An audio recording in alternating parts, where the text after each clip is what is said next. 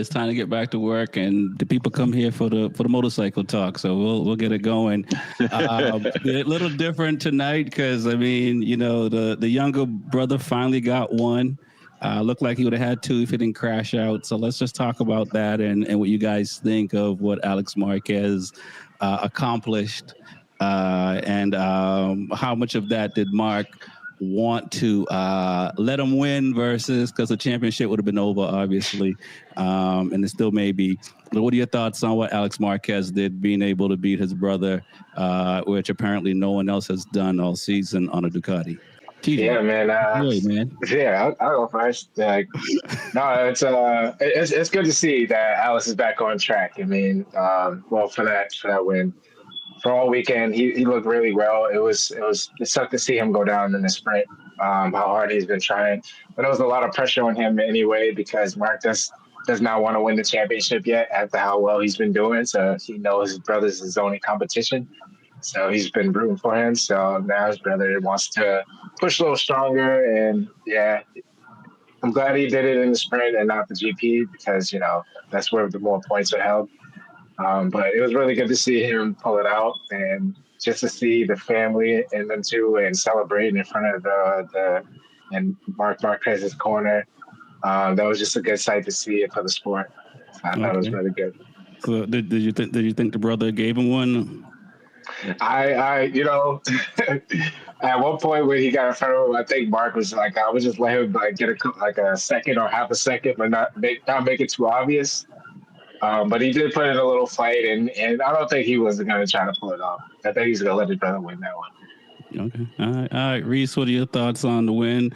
And for you, man, do you think that, Alex can do it again? To say he can do it again, maybe. I mean, depends on the track, depends on where he goes. That's going to be the biggest factor. I mean, I'm glad he did pull it out, and like TJ said, I'm glad that he didn't, crash in the GP race. I'm glad he crashed in the sprint race. And I think the pressure was on him. And I mean, I watched the kind of like the after talk for it, and he said that it was his fault. He was pushing, and his brother Mark was saying you didn't need to push. He was actually pulling away from him. So. And Mark wasn't all there this weekend. I mean, Alex was faster than him all weekend. So, I mean, it was nice to see him get the win. I mean, I hope, he can come back and pull out another one and keep the whole championship going. I mean, it was kind of nice. I mean, but what we all know ultimately at the end of the day that Marquez is going to pull out the championship and win this whole thing is pretty much locked and sealed. He can take the rest of the season off. Yeah. Listen, I mean, yeah. What are your thoughts, Lewis? You heard Reese mentioned, and I was thinking this as well, that, Mark struggled this weekend. Is that a little bit of nerves, or it's just sometimes it happens every once in a while? It's a full moon anyway, so it could be just that. Yeah, sometimes it just happens. Sometimes it's just not your track, not your weekend. You're just not feeling that groove. And I think he struggled throughout the weekend. I mean, if you looked at the practice, he had a couple of big Marc Marquez saves on his elbow and things like that. So, this is a track he's done well at the past, but he hasn't been dominant at this track specifically. And, again, this is a heavy right-handed track, and he's obviously much stronger on left-handed track. He loves counterclockwise tracks. And his brother just was on pace from the very first practice right till, the sprint. I mean, I thought his brother was going to win the sprint. He was walking away with it. And, he lost the front. And, that's part of racing. You crash. Right. But then his brother came back on Sunday and really did show the pace that he had on Saturday. It wasn't a fluke. It wasn't just for a few laps. I mean, there was a point in the race where, they were the only two guys lapping in that 140. And they were just walking away from each other. And I think legitimately Mark did try to win. If you look, a little bit past the halfway mark, I think with like 8 laps left, Mark tried to do what Mark normally does is when the tires drop off, try to make that move. And he did close in on his brother a couple of times. And then he ran wide. He had a little bit of an issue. So I don't think he let him win specifically. Mark likes to win. Any top rider like that likes to be on this top step. And, when people say, oh, he let him win. again, you don't realize the bonus money that's behind these wins. The difference between first and second place could be anywhere from $20,000 to $200,000, depending on how your contract is laid out. So, I don't think Alex is going to send Mark a check for $150K for letting him win. I think he legit beat Marquez. Alex beat Mark on a heads-up event just because Alex was better at this track, man. Throughout the whole weekend, he was showing those signs of brilliance. And after the tough couple of rounds that he's had, it's good to see him bounce back and get back up towards the front because he has had some pretty hard rounds, like the last 3-4 rounds. He went from being that guy in second place, win one, guy in second place, to like DNF, long lap penalty. Morbidelli. Yeah, he went Morbidelli on us, man. He went rogue for a minute. But unlike Morbidelli, he actually has been on the top step. He has tasted that good Prosecco from the top step. And Morbidelli's just tasted a lot of gravel lately and a lot of penalties, Yeah, we'll get to that.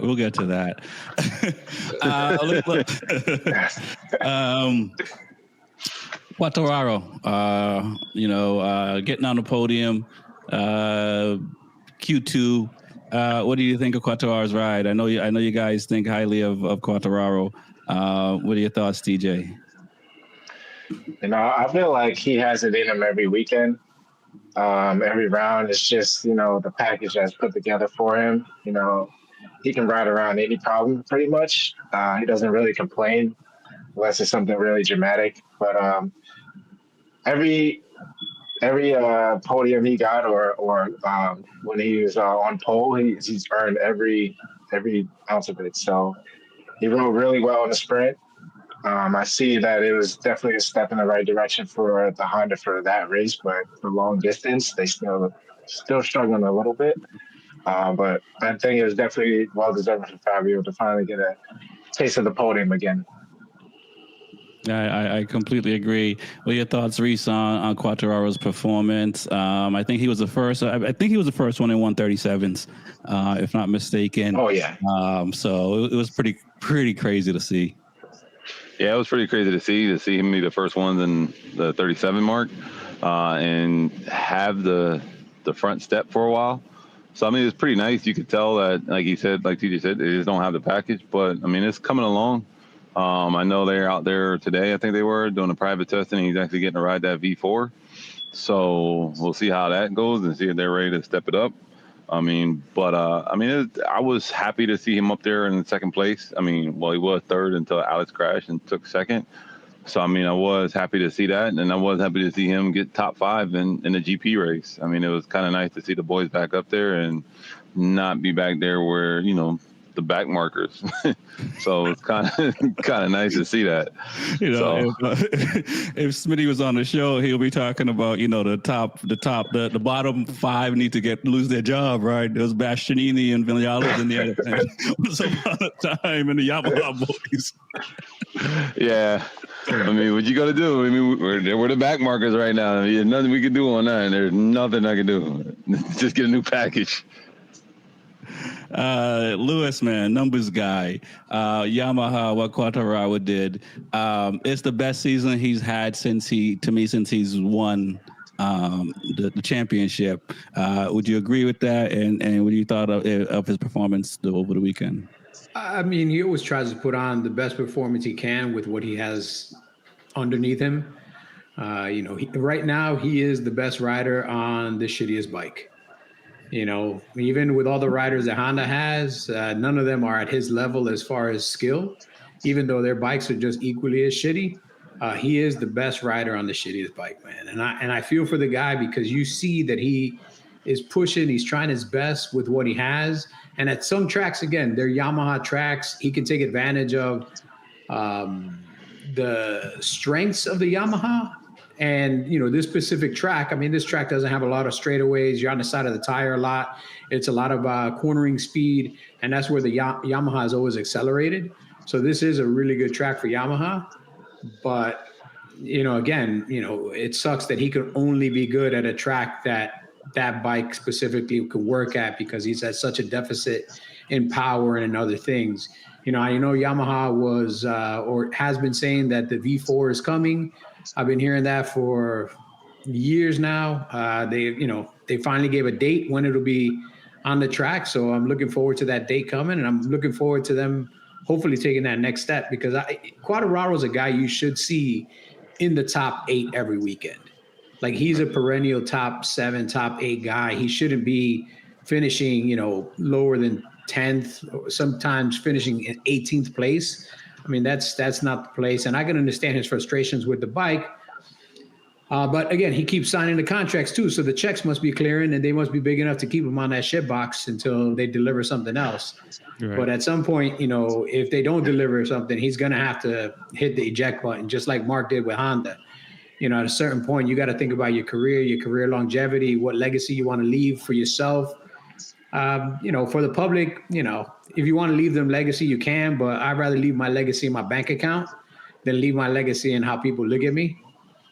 You don't have to like me. I do what I do. And, there's a lot of people that don't like Quartararo, but he does what he does, man. He gets on the bike, puts on a helmet, he goes hella fast on a shitty bike.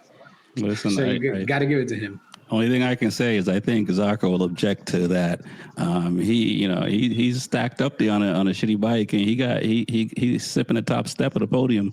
And they didn't give him a factory bike, so... They did sign him, but they didn't give him a factory. On that, before we move on, what are your thoughts on him not getting a factory seat? Because I think they'll give him a factory bike just on the satellite team. Okay, I think they just want to keep the younger guys. Huh? They're going to be paying them from satellite money versus factory money. I mean, satellite money still pays the bills, man. It's not factory money. It's not fewer zeros in there. But no, but it also doesn't come. It doesn't come with as many commitments that you have to do when you're on a factory team. Like, when you're on a factory team, from the time you get to the track to the time you leave, everything to how fast or how much time you have to wipe your ass is laid out for you. Like, 7 p.m. Thursday night, you got to do this from this to this. 9:30 p.m. Thursday night, you got to do this to this. 6:30 a.m. you got to be up, because at 7 o'clock you got your first interview, and you got to be there 6:45. After the interview's done, you're gonna go to the team. You're gonna whereas a satellite team, they still have that structure, but they don't have as many publicity commitments, because who really wants to talk to the LCR guy? Come on, man. Legit, man. I gotta agree with that. How many times have you seen Fernandez, swamped? I can't get away. Agura. Man, I've seen Agura 50 times going to the bathroom, bump into him and be like, yo, man, wash your hands. I know what you mean. It happened to me at Coda. Yeah, the factory guys, man, if you see them, they literally, from the trailer to the pit, to the media center, to this, to that, they got somebody with them, because they have to, they can't even keep track of their schedule. Right. They look forward to getting on the bike so they don't have to do all that other stuff. This is the part that I like. All that other stuff is what I got to deal with. And even, if you go back, Casey Stoner is one of his biggest gripes about MotoGP. He's like, I'm here to ride a bike. I hate doing these interviews. I hate doing this. I hate, I got to do autograph signings. People lay out 100 knee pucks in front of me. I got to sign these from this time to this. This is not what I came. I came to ride a bike, go fast, and win. Right. Well, I mean, listen, some of that signing, I'm pretty sure Casey doesn't have a job right now. He's getting paid. So kind of works a little bit in their favor too. But let's move on.